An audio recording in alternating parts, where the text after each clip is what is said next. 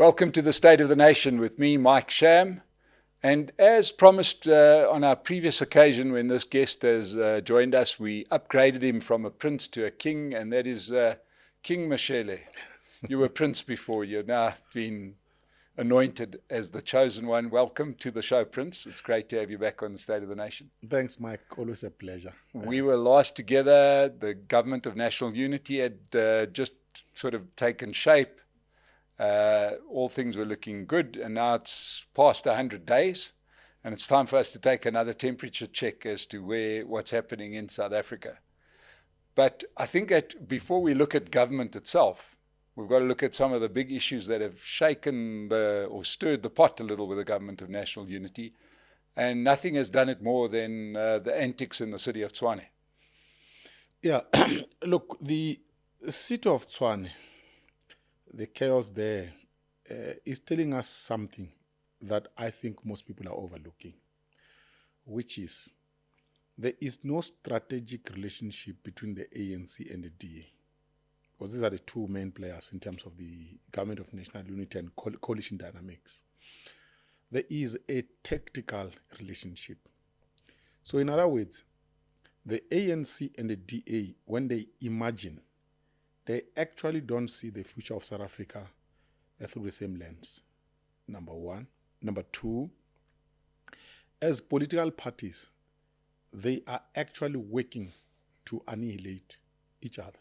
That we must not forget. The fact that they are in a government of national unity, coalition government, does not mean that they have given up their intentions to get rid of each other politically. The DA wants the ANC dead as in yesterday.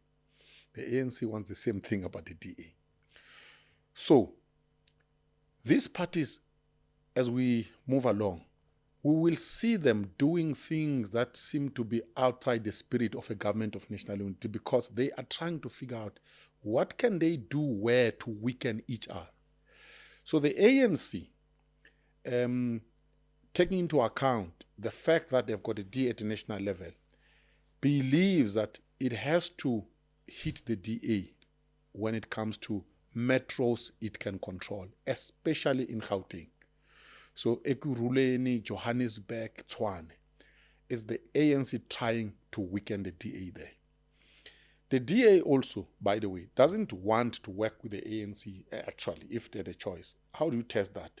The DA will never invite the ANC to be part of the government of the Western Cape. It will never invite the ANC to be part of the government of Cape Town, where it actually has full control. So that's what is going on, essentially, in terms of the relationship between the ANC and the ANC. You will not understand Tshwane if you don't appreciate the fact that these are actually enemies, even though they are co-governing together. So that's the broader framework. We can get to specifics. Okay, so let's get to those specifics. So this marriage of convenience, this tactical marriage, which is obviously a great way to look at it, because it explains a lot. Because, so does that mean that ultimately this GNU will always be susceptible to these kind of shenanigans? Yes, it will be. Even at the national level, I was listening to John Steenhuisen taking stock of the first 100 days of the government of national unity. The emphasis from him as leader of the DA is on the performance and the contribution made by DA ministers to the government of national unity. That's the emphasis. He's actually not giving us a comprehensive review of the government of national unity. If he did so, he would single out the good performance of some ministers from the ANC, such as Hosienzo Ramokgopa, for example. If you look at the state of our electricity, I mean, the chap has done reasonably well, even in terms of visibility, in terms of communication with the public. He is at the same level as the Minister of Home Affairs, for example. But John is not actually telling us about the good performance of ANC ministers. Similarly, if the ANC were to do a public review, I don't expect that they would tell us about the good performance of DA ministers. So we must expect that in this GNU, these big players, the DA and the ANC, will always try to position themselves as the better players in the government of national unity. And there will be ructions as we go along. But one thing for sure is this: both players don't want this to collapse.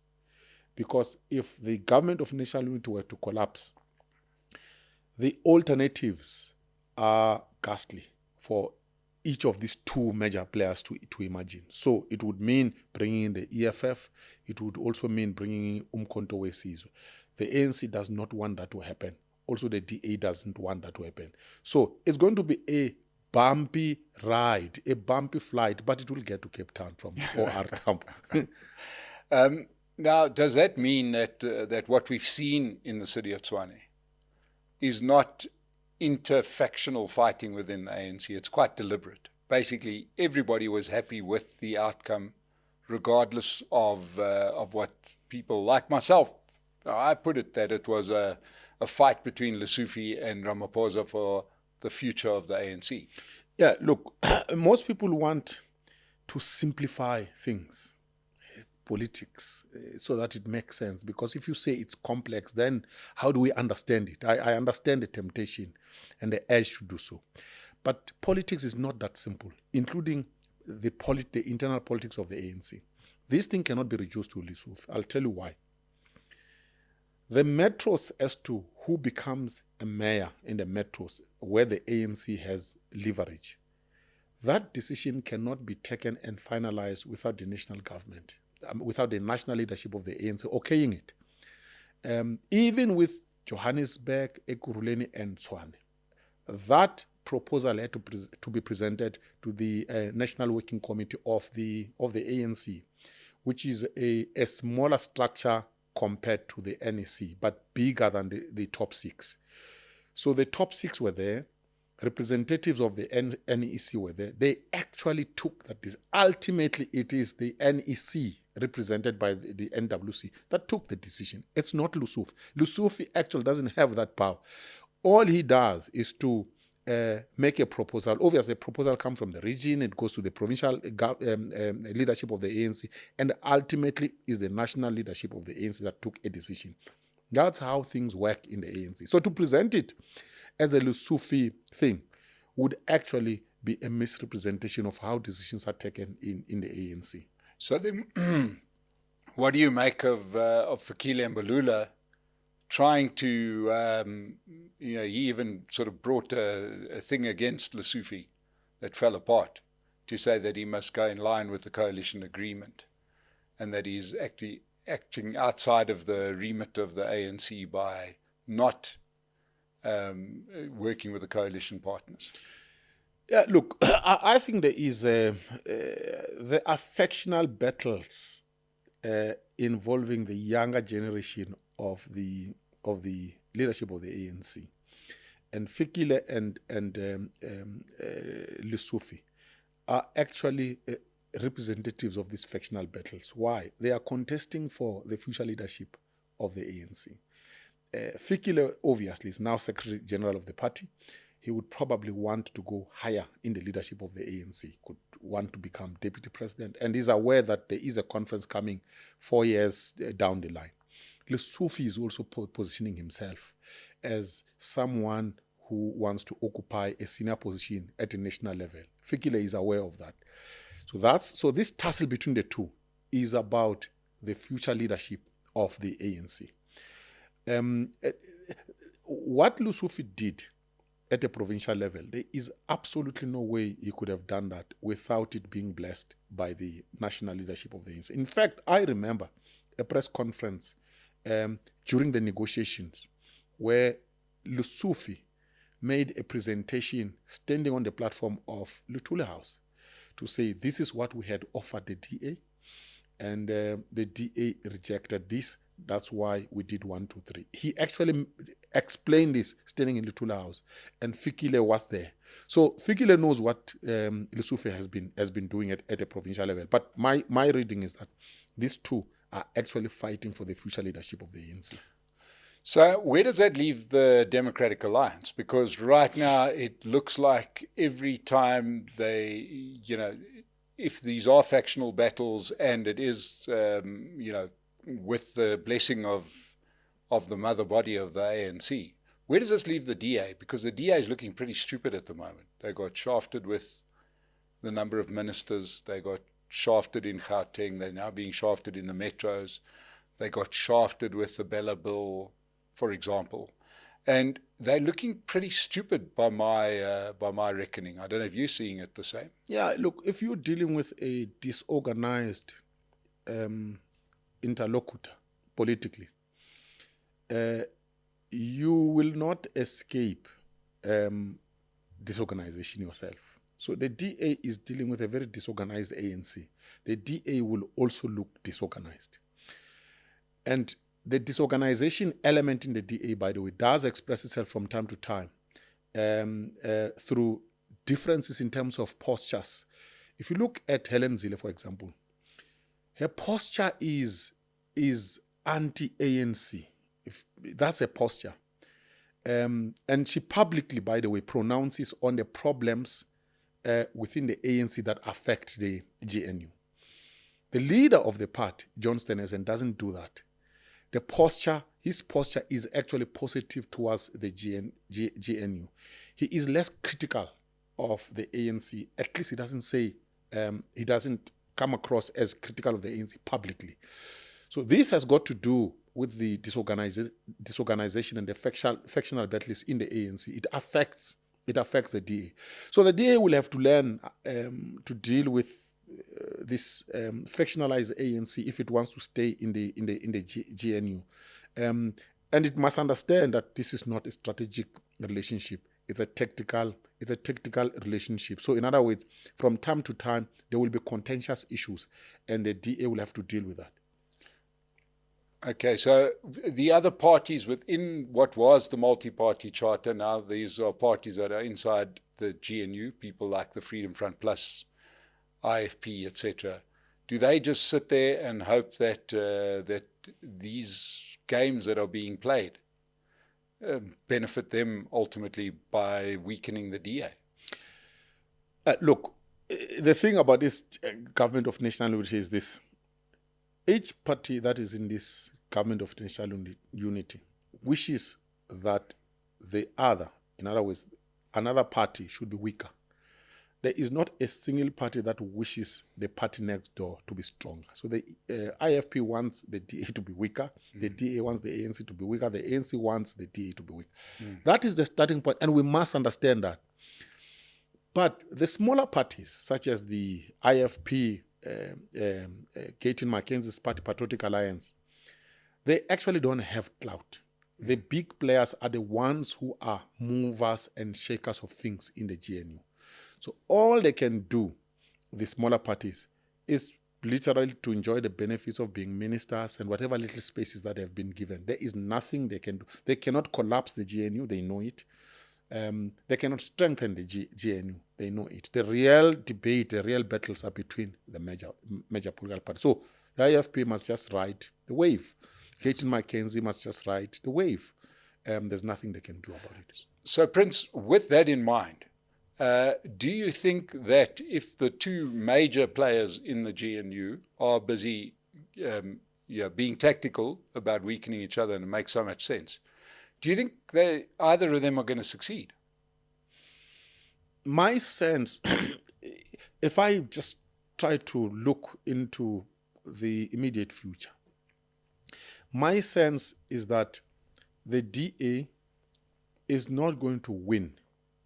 It will remain where it is politically. Electorally, if it were to gain, I don't see the DA gaining by more than 2%. That's where I see it in the next 5 years, in the context of the infightings and whatever else happens in the GNU. That's number one. Number two, the ANC is bound to weaken. It's not going to be weakened by the DA, by the way. It's going to be weakened by forces outside the GNU. The greatest problem facing the ANC is not the DA, it's Umkhonto weSizwe. If Jacob Zuma is still alive come 2029, the ANC is going to get less than 40%, less than 30%. It's going to sit around 28%, 27%. Call me again. I'm brave enough to make these predictions, and for some reason I get it right. You can see that the MK party is building something to completely remove the ANC from power. I think in 2029 they will take over KZN. They were very close to taking it over this time around. They missed it. They are going to make extra efforts for them to get a majority in KZN. And I don't see anything happening in the ANC that will strengthen the ANC in KZN. I see the ANC further weakening in KZN. So I think the ANC is going to weaken at the end of this GNU. It could be that the DA will have to negotiate with the Umkhonto weSizwe come 2029, but I think we're still far from that. Yeah. So, Prince, this is interesting too, because I mean, I hear you on MK weakening the ANC if Jacob Zuma is still around, but some of the by-election results and some of the polling is saying something different, right? In terms of the performance of Umkhonto weSizwe. What is it that is going to be attractive to voters? That's a very interesting question. Here is the thing. The Umkhonto weSizwe is more or less like the EFF, by the way. And this is a very important thing to note. The EFF, when it comes to local government elections, it performs better proportionally than when it comes to wards. Why? The image of the EFF does better, but the EFF doesn't have credible individuals to sell to a ward, to say, here is your leader. So local communities don't see the activists of the EFF as credible leaders. But proportionally, people do vote for the EFF because they want to disturb the bigger picture. That is exactly the same with regard to Umkhonto weSizwe. Umkhonto weSizwe, as a new party, number one, does not have local leaders. The image of Umkhonto weSizwe hangs on the image of Jacob Zuma. That's why it does well nationally, but when it comes to by-elections, when it comes to local government, it does not do well because it does not have local activists who are credible. So when I say it will do well in 2029, I emphasize this, if Jacob Zuma is still around, it will again hang on the image of Jacob Zuma. It will be the image of Jacob Zuma vis-a-vis the leader of the ANC. So this time around in 2024, it was Cyril Raposa versus Jacob Zuma in the psychology of voters, in particular in KwaZulu-Natal. So to answer your question more precisely, what is it that will attract voters? It's the force of Jacob Zuma's image and personality. I mean, polls are telling us that Jacob Zuma is the second most popular politician in South Africa after Ramaphosa. I mean, if you consider that Ramaphosa is the state president, you have to give credit to Jacob Zuma that he is actually the second most popular personality in our politics. Yeah, he certainly does. But, and there's no doubt, his charisma, his appeal, much like Donald Trump in America, he will continue to get support, even if, regardless of what he says, regardless of what he does, there's a certain crowd that have bought in, that will support him through thick and thin. We saw that through his presidency. But he has loaded the party with two things.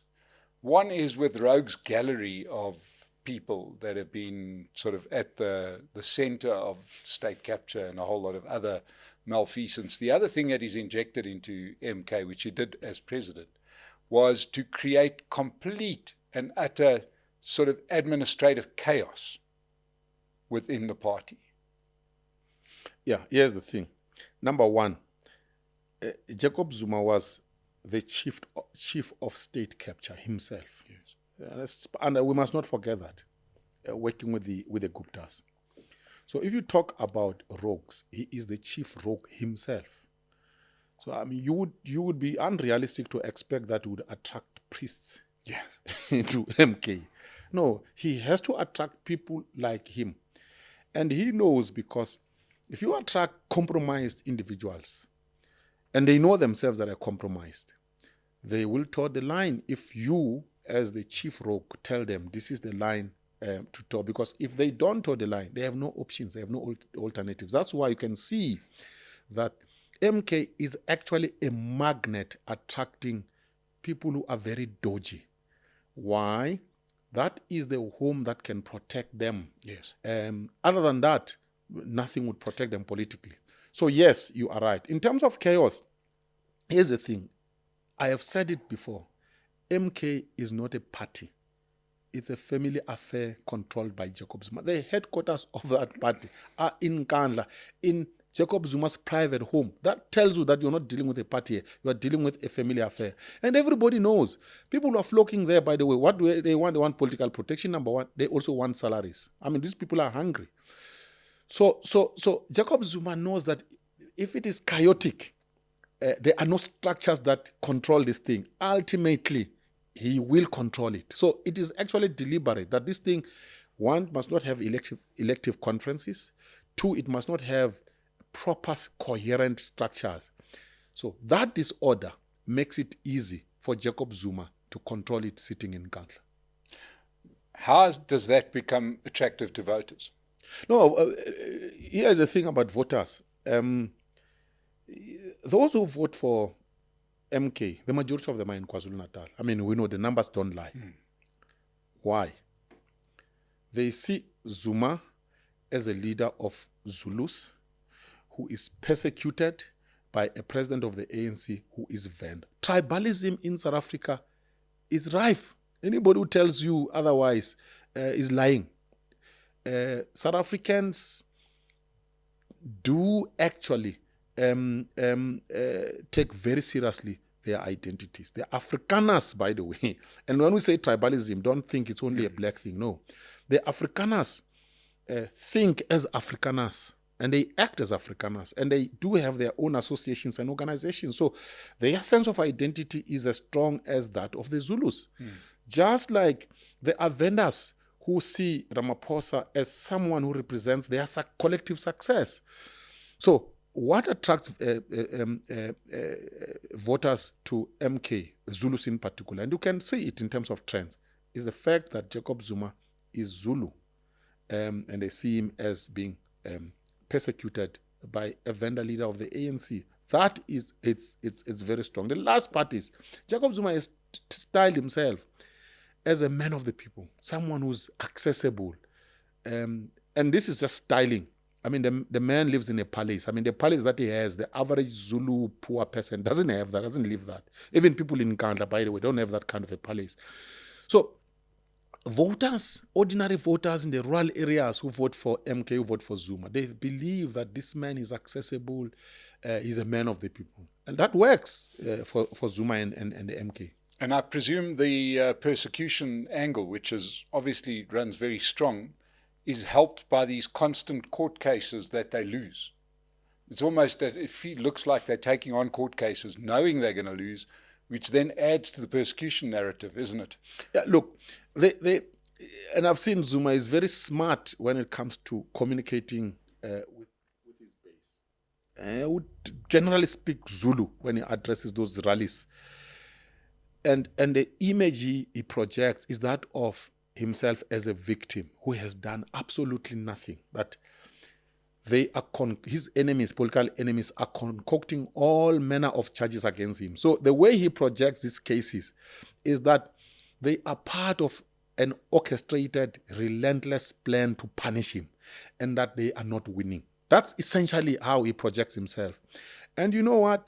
If you are Sorry, were you talking about the South African electorate or the American electorate? Because I'm hearing another candidate who does exactly the same playbook. Yeah. I mean, Jacob Zuma and Donald Trump, the one is black, the other it's white, but they're the same actually in terms of their politics.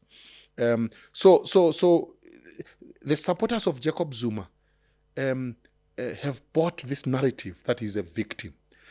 Even the rogue elements who are flocking into MK actually want to benefit from this victimhood narrative that Zuma has so perfectly constructed.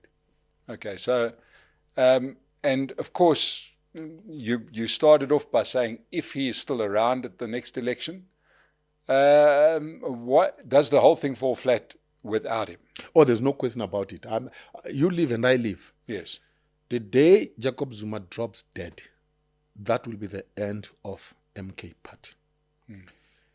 The question is, who among the rogues will hold this thing together? If you look across the rogues, whether from Hlophe to Lucky Montana to Brian Molefe, all of these people don't have the weight that Jacob Zuma has that brings together, firstly, these rogues. Number two, that energize the base of MK party.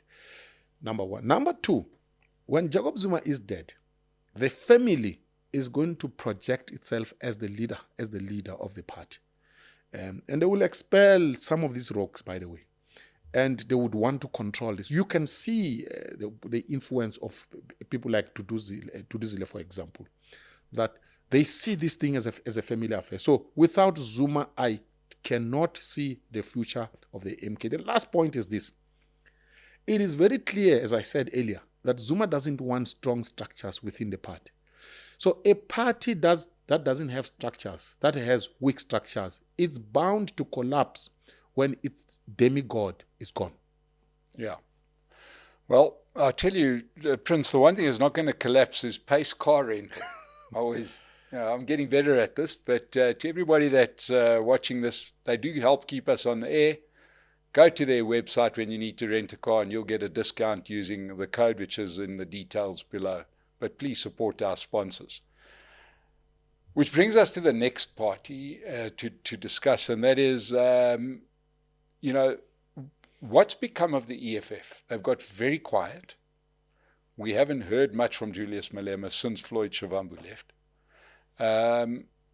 And it's hard to see where to from here for that party. How are you seeing that play out? Look, I've said this before when Floyd left. Floyd was the brain of the party. Julius, the mouth of the party. The brain is gone. Therefore, the mouth can't even speak, because whatever the mouth pronounced came from the brain. You can see that the party has been shaken seriously by the departure of Floyd. Number one. Number two, the departure of Floyd has actually inflicted a psychological blow on Julius. He hasn't regained his balance. He also doesn't know, because there is no way, and is aware of this, that Floyd didn't have supporters in the upper echelons of the EFF while he was deputy president. So Julius knows that there are people in the EFF who are there, who are actually supporters and sympathizers with Floyd. And he knows that his party is very leaky. So he hasn't regained his balance. The second thing is this. The EFF, if you look at its electoral performance, it actually declined. And I've said this before, there is no party that was formed after 1994 that lost electoral support and regained it. So Julius is aware that his party is actually declining. At the next election, it will decline even further. So if I look at the EFF in the next 5 years, I see a much weakened party.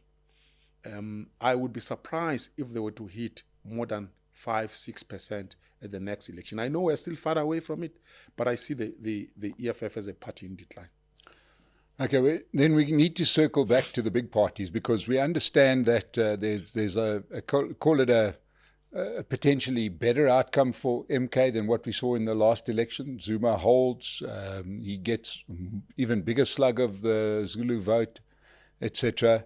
And I know we're a long way out, but is that going to work, that whatever the ANC losers goes to MK? Do you see it as simply as that? Yeah, I see it mainly as simply as that. I mean, if you look at the growth of the MK,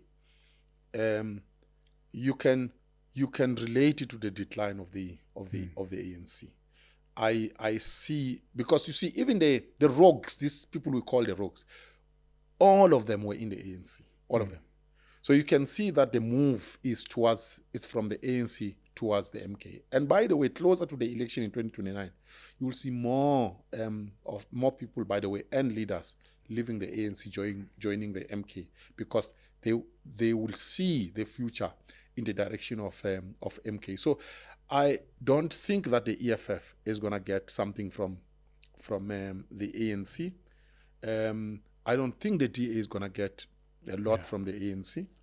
Not in its current form. Not in its current form. I think that the ANC's loss will go to MK. And let's look at the ANC itself, because we've got Cyril in his last term. That will come to an end when in 2027. Pretty soon, I suppose, after the next local government election, you're kind of into lame duck city. That's when people are not looking at you as the future, but looking at your successor as the future, and certainly other people become more popular. Do you think it follows that Mashele is the guy who's going to be assuming the position as the next leader of the ANC? No, it doesn't. It doesn't. I said this about Didi Mabuza. And when I said it's no, the deputy president is well positioned. No. Didi Mabuza is idling somewhere. He never became president of the ANC. Even Paul, it's not given. There are all manner of scandals that are surfacing. We don't know how many more will surface and the damage they will do to his image, number one. Number two, Paul dribbled, like Didi, by the way, he dribbled important players in order for him to become deputy president. He went to KZN and he was on the slate of KZN. He was deputizing Zulu Politics, by the way, when he went to conference. Zulu Politics did not win. He won. Exactly what happened to Didi. So he is no longer trusted by provinces such as KZN, for example. He will struggle to form alliances that will take him to the top job. So from where I'm sitting, I don't think a prospective president of the ANC is clear. I don't think it's Paul. I think such an individual will still emerge. People like Gwede, by the way, don't underestimate. He wants the job. I'm not saying he's going to get it, but there are a number of people who want that job. Paul is not clear-cut. Okay. And there's also, you mentioned Josienso Ramokgopa.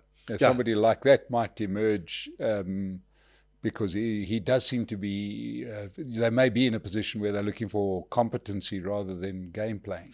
Well, I'm not sure if that's how the ANC decides things. In fact, let me say, the ANC doesn't decide on the basis of competence. And Ramokgopa may be compromised by his association with Cyril Ramaphosa. You see, in the ANC, when you are an exiting leader, you actually become seriously disliked. And the faction that is rising projects you as someone who did very badly. So Ramaphosa, as he exits, he's going to be demonized. I know that. And those who are seen to be very close to him are going to suffer. So Ramokgopa will have to play his cards very, very carefully. If he's still seen at that stage as a close associate of Ramaphosa, he is going to suffer badly.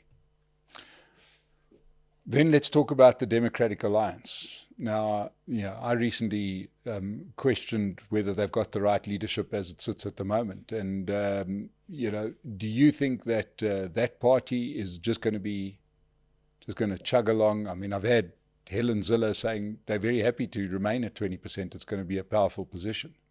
Look, here's the thing. The DA is a big dilemma. And the dilemma of the DA is race. Let's be honest about it. The DA is a party of white people. You must not camouflage this. They will tell you some other stories. That's nonsense. It's a party of white people formed by white people in response to the political changes that had taken place in South Africa after 1994. That's the bottom line. And the question that the political question historically that has troubled white people or animated white politics has been, what do we do as a minority to control the majority? That has been the problem. This question has arisen in the DA, not directly, but in subtle ways. At some point, the white wire pullers decided we can control the majority by adopting black leaders and giving them positions. of leadership. But when they are in positions of leadership, we must not allow them to be independent. We must control them. That was the strategy. And that strategy at some point failed, collapsed. The departure of Lindiwe, the departure of Musi, Mashaba and others was because that strategy was not working. So the next strategy was, let us take back our party. That was the next strategy. That's where the DA is now, taking back their party. That is white people. Helen Zille controlling it, saying, we have tried. In fact, Tony Leon called Musi Maimane a project, an experiment gone wrong. So if the DA wants to grow and be the government of South Africa by winning an electoral majority, it will have to recognize that South Africa is a country with a black majority, number one. Number two, therefore, it must be led in the main by blacks, and the whites must also be part of that leadership. And the whites who are in the party, including the blacks who are in the party, who are in the leadership, must both be independent, and they must place matters on the table and debate sincerely and honestly. No one must manipulate the other. For as long as the whites in the DA think that they can manipulate blacks in the DA, let me tell you, the DA will not go anywhere. So the ball is in the court of the DA, really. What does it want to do with its own future? If it wants to be the government of South Africa elected by the majority of this country, it must allow independent blacks to swell the ranks of the party as well as the leadership echelons. And those must be characters who are independent, progressive, as well as patriotic. That's the formula. If the DA doesn't adopt that formula, it will remain in the 20s. It will be invited as a coalition partner. It will never be a governing party in South Africa. Yeah, I think you're being generous when you say they will remain in the 20s, because they've got a dwindling electorate that's actually shrinking. Right? It's the one demographic in South Africa you can safely say is shrinking. So it's not even a holding position, it's a declining position, because the white population is declining, and there's no ways that if they don't become more appealing to the majority of South Africans, that they'll even hold their 20%. Yeah, in the short term, I think they can hold their 20% in the short term, because there is a stratum of the black middle class, by the way, that is frustrated by the general collapse of black politics and the general collapse of governance in South Africa. And that small stratum of the black middle class is willing to cross the line and say, we can vote the DA, even though we can see this is a white party. And that stratum, it's logic. It's very simple. They look at the governance record of the DA in the Western Cape and Cape Town in particular, and say, but this government there in the Western Cape, it's better compared to the rest of the other governments of the ANC. So that stratum is there. That is the stratum that is actually, that has taken the DA to where it is now in around the 20s. For how long will this stratum continue to vote for the DA is an open question. It depends on whether the DA changes or not. If the DA doesn't change, that stratum might actually get offended down the road and jettison the DA. Yeah, because I presume the tactic of saying, well, look at our cabinet ministers, look at a wonderful job they're doing, they're so approachable, fixed up home affairs and that's not really going to get them a whole lot of votes from people outside of that stratum. No. It won't. It won't. The fastest growing party in South Africa, I mean, it's Umkhonto weSizwe, right? You need that vote if you want to grow big. And that vote is black. And in the main, by the way, these are poor. These are not middle class people, by the way. These are poor people living in the townships and rural South Africa.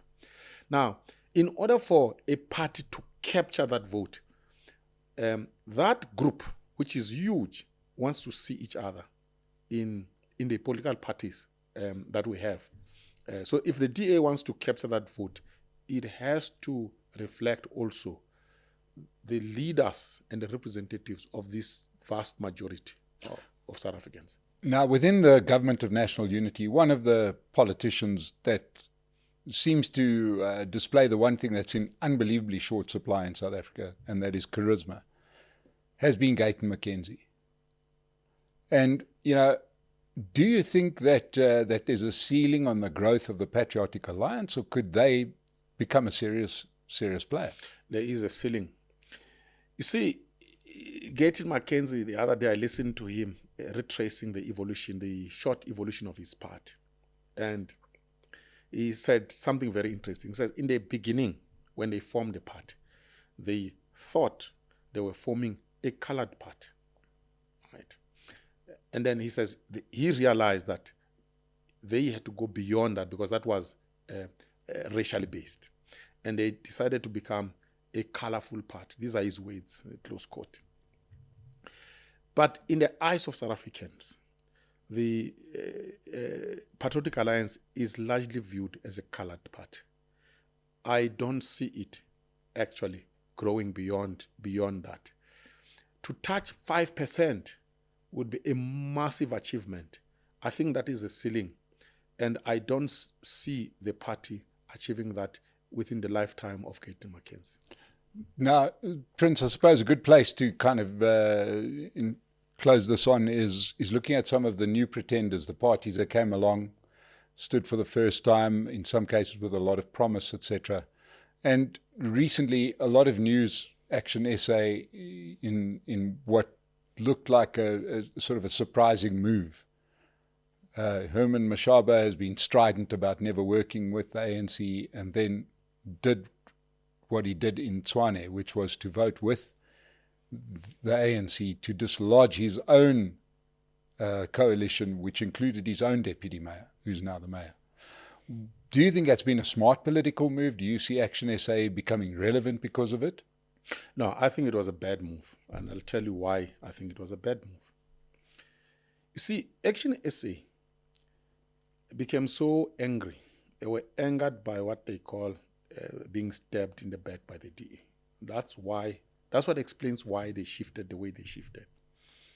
But you see, and Herman Mashele does openly speak about his ignorance of politics. He's one rare politician who admits that he's ignorant. And I think he had a huge blind spot here. If you form a party and you announce the reason for forming that party, never change midway.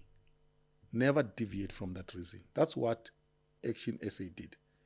Action SA formed themselves. What did they tell South Africans? They said they were entering politics because they wanted to remove the ANC from power. Why? Because the ANC is corrupt. That's what they told us. Voters actually responded positively to that message. If you look at the performance of Action SA in the first local government election it participated in, there was a positive sentiment on the part of voters. Now, what Action SA has done, which is partnering with the ANC in Tshwane, they have communicated a clear message to its supporters that they cannot be trusted. They told their supporters they were there to remove the ANC. Now they are co-governing with the ANC in Tshwane. So their supporters are confused. They actually no longer know. They can no longer recognize their own party. That is a strategic mistake. So Action SA allowed anger to cloud its strategic judgment. My guess is that Action SA is going to be wiped out in the next local government elections and certainly in the next national elections. I think they committed a huge strategic mistake. They should never have lost focus of their strategic mission, which is the ANC is corrupt, is a declining party. You don't prop up a party that is declining that was in government. You rather prop up a government that a party that is small and rising, because that represents the future. The ANC does not represent the future, it represents the past. And Action SA is propping up the past. That is a strategic mistake.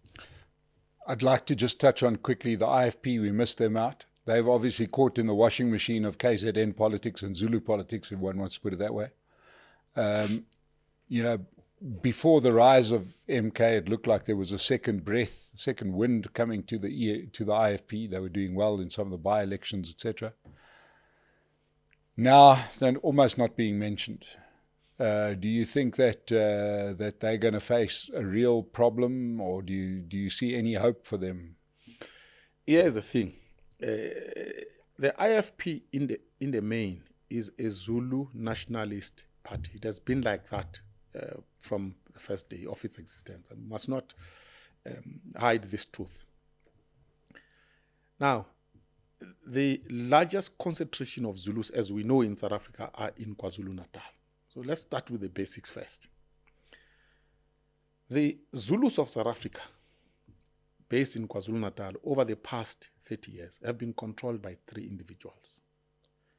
1, Mangosuthu Buthelezi. 2, Zwelithini. 3, Jacob Zuma. These are the 3 characters who have controlled the Zulus of South Africa in KZN. 2 of the 3 are dead. Buthelezi is gone. Zwelithini is gone. The only person remaining of that 3, it's Jacob Zuma. It's not surprising that you can see a massive shift towards Jacob Zuma, because he is the only larger-than-life figure remaining in the psychology of Zulus in KwaZulu-Natal. The IFP no longer has someone with Zulu national gravitas to be able to pull the majority of Zulus towards itself. So the current leadership of the IFP is very weak. It does not have that force that Buthelezi had.